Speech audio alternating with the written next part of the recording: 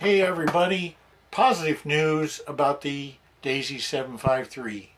My last video I did had to take it all apart to try to find out what the problem was. Never did find out the problem, so I sent it to Daisy after I talked to their customer people and they authorized me to send it back. I did, and within a week they had repaired it and sent it back to me. Daisy did good on this one. The only thing they sent me was sort of a work slip, and it just said that they repaired it. It didn't say what they repaired, so I don't know if they repaired the seals or if they repaired the transfer port without doing the barrel. I know it's the same barrel because it's got the same serial number on it. One thing they did do without cost, when I had taken it apart, I had broke this piece of plastic up here, and they replaced that free of cost. Kudos to Daisy on that. They also read my little comments, which I'd said it would shoot about 50 and then quit. Well, they ran it through their chronograph there. Maybe you can see it here. I think it was a total of 80 shots. We know it was 80 shots, and since I've gotten it back, I've shot probably another 100 at least. So it should be good to go for a while. 80 different chronograph results, so I will also figure that in for you. The first thing I needed to do was to make sure 753 was still super accurate. So this is 10 pellets at 10 meters using the stick for support. No problem there with accuracy. I ran speed tests on the Daisy Precision Max, and it has a barcode of 257. It looks the same as the Daisy Precision Max, barcode 557. Speeds are pretty close too. I also ran 10 Daisy Premium, it says competition select pellets, and these are a little heavier. They're 8.18 grains.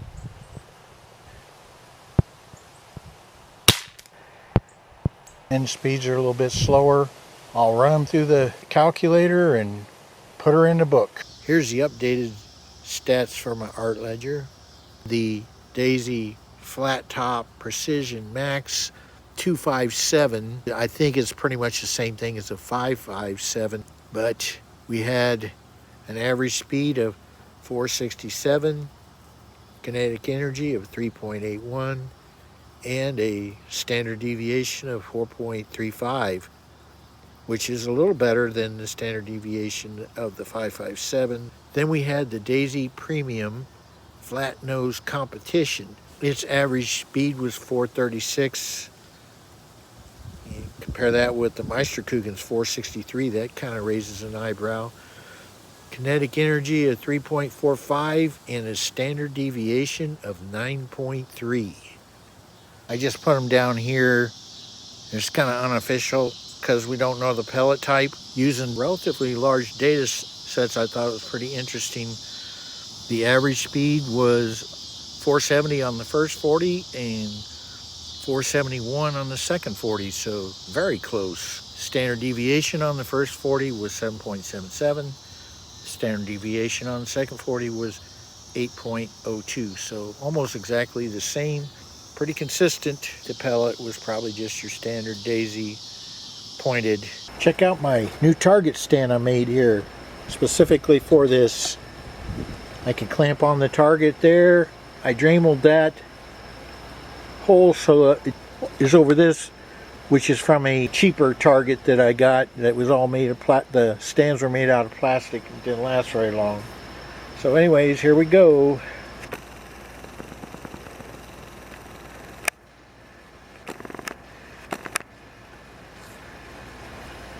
I'm going to try the newly repaired Daisy 753 with the Daisy 257 pellet, flat nosed, first shot.